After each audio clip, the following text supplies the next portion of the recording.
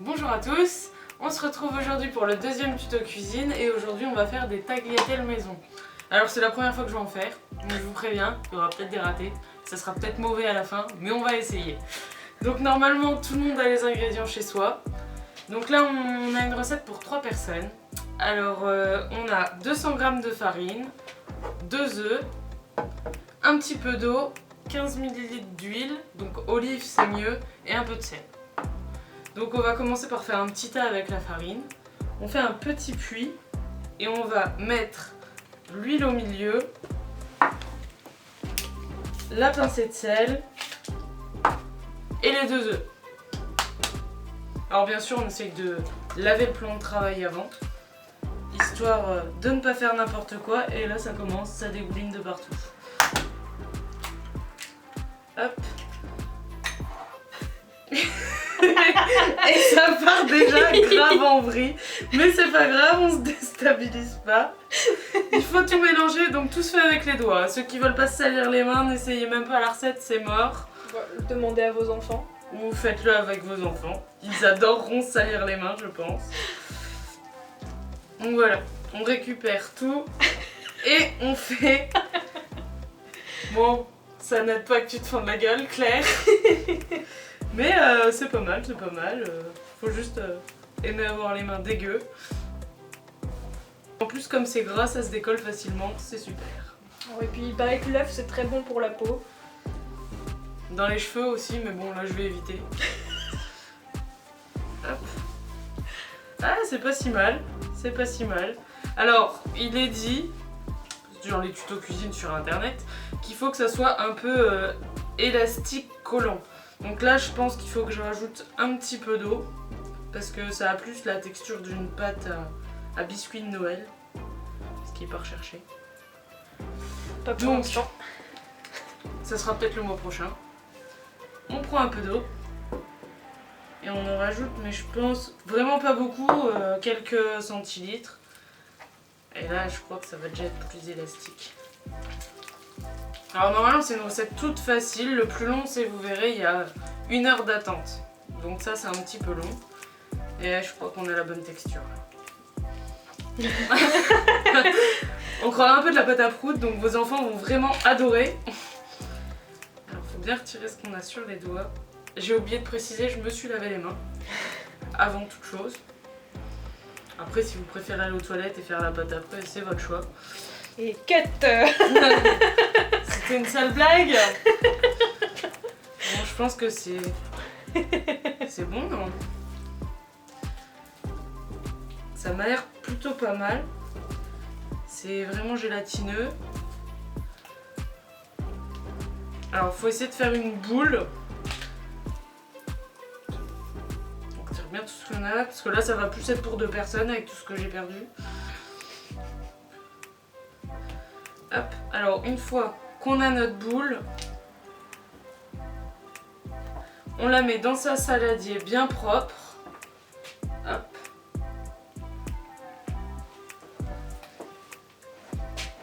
Et on va simplement recouvrir ce saladier avec un torchon propre. Et là, on attend 1 heure. À tout à l'heure.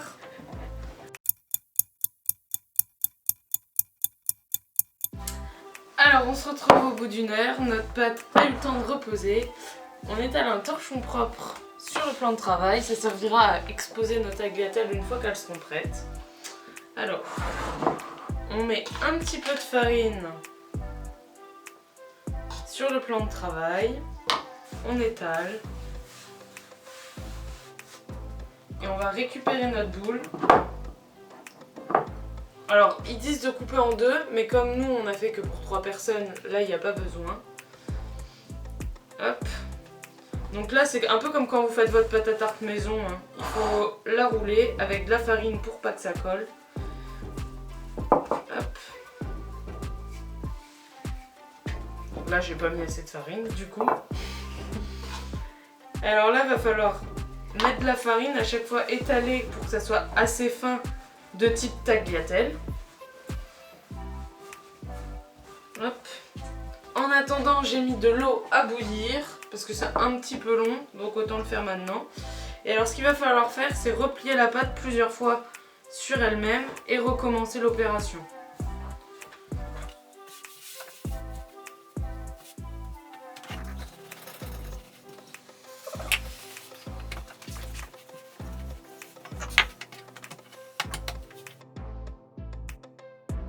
Du coup là on arrive à une pâte qui est un peu comme de la pâte à modeler, mais elle se reforme mais légèrement. Donc là on arrête de remalaxer et du coup la dernière étape ça va être de faire vraiment une pâte la plus fine possible, de la taille que vous voulez vos tagliatelles. Donc on va bien étaler. Alors on essaye de faire un petit rectangle et ensuite de rouler le rouleau mais que dans la longueur pour avoir un grand rectangle mais pas un carré ni un rond.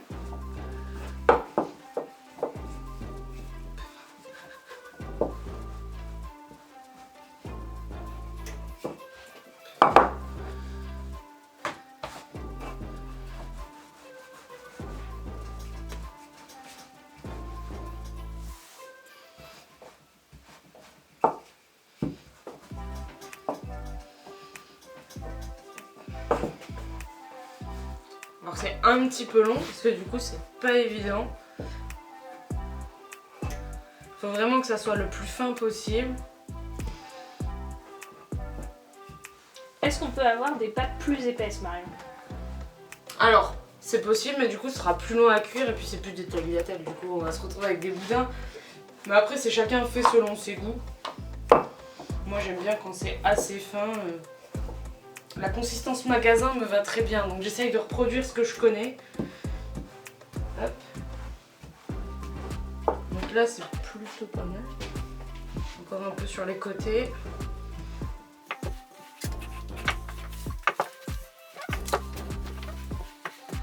Voilà, donc là c'est la bonne consistance, la bonne épaisseur.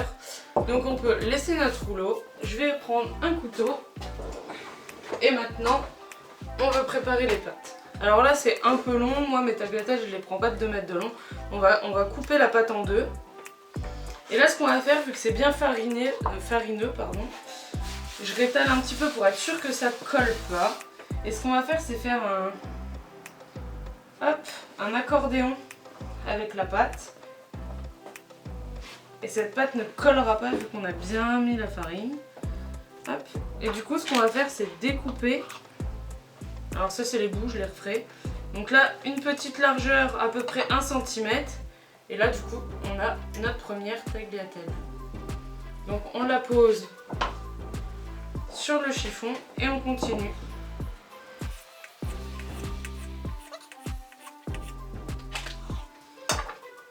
Du coup vous voyez ça colle pas et on a nos pâtes. T'as l'air impressionnée par ma recette, Patricia.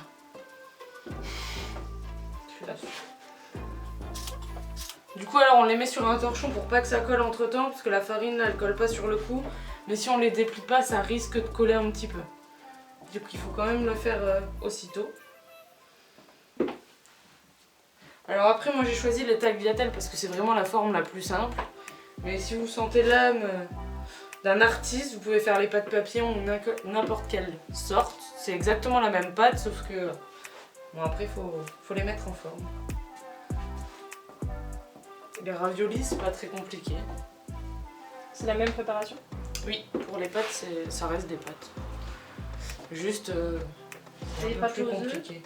Oui, c'est des pâtes aux œufs. On compte un œuf pour 100 g de farine dans la recette des pâtes.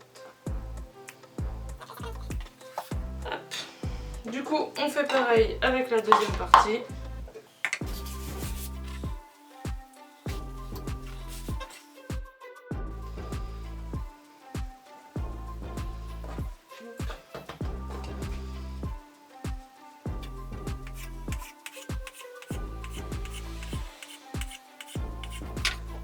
Et voilà.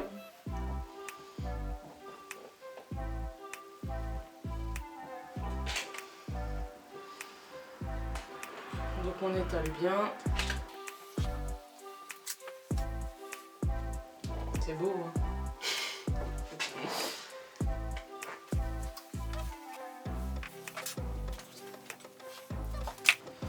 Et voilà. On Donc du coup, après ça, on va nettoyer le plan de travail. Alors ça, bien sûr, on peut refaire des tagliatelles avec ce qui reste. Je le ferai hors caméra pour pas perdre trop de temps. Et donc là, je me lave les mains et on va passer à l'accompagnement. Alors, on a lavé le poste de travail, on a égoutté une boîte de champignons pour faire la sauce. Et ce qu'on vous propose aujourd'hui, c'est de vider vos placards. Donc nous, dans nos placards, on avait de la crème liquide. Oui, parce qu'en temps de confinement, on fait plus de cuisine au centre. Donc on essaye d'écluser ce qu'on a. On avait une boîte de champignons. On a du curry, du poivre, du sel. Et donc, on va faire une sauce crème, champignons, curry. Voilà. Alors vous pouvez aussi le faire avec du lait de coco, mais nous on n'en avait pas du coup, mais c'est super bon. Donc là j'ai fait chauffer ma poêle, je vais mettre un petit peu d'huile au fond. Hop. Alors quand je dis un petit peu, moi c'est une bonne cuillère quand même. Le gras c'est la vie. Voilà. Alors là juste avant de commencer la sauce, on a l'eau qui bout. Donc on va pouvoir mettre les pâtes. Alors les pâtes, pour pas qu'elles se collent, on fait pareil, on les met une à une dedans. Et là par contre il faut se dépêcher parce que on part pour 3 minutes. Quelqu'un à l'heure? Ou de quoi faire un minuteur? Bon, je les mets plusieurs. Quelle heure est-il, messieurs dames? 19 toujours. Et ben nous les retirons à 22, c'est 3 minutes.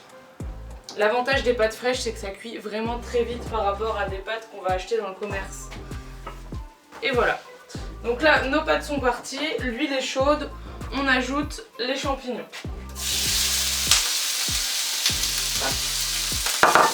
On prend une petite cuillère en bois et on essaye de mettre l'huile un petit peu partout.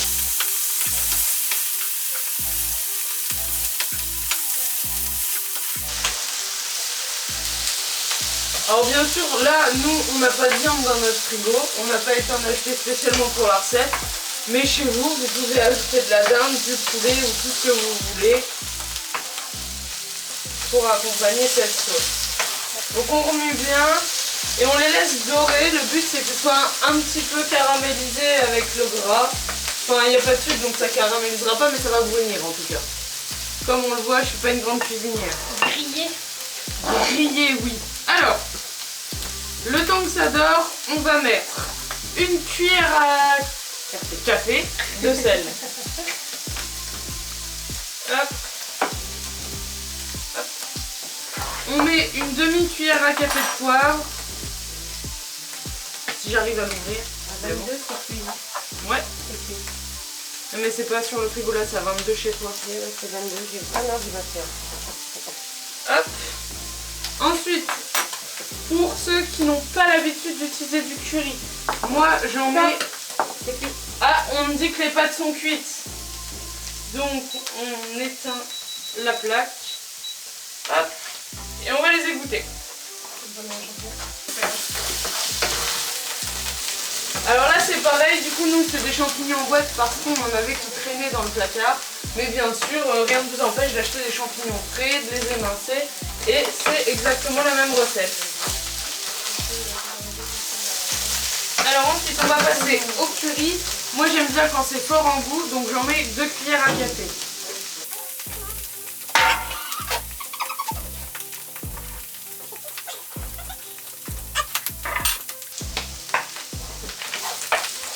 Là du coup les champignons ça va relativement vite à cuire.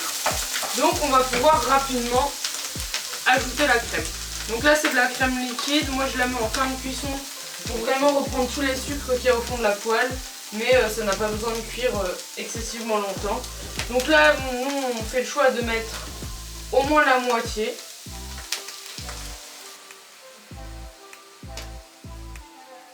Pour une goutte.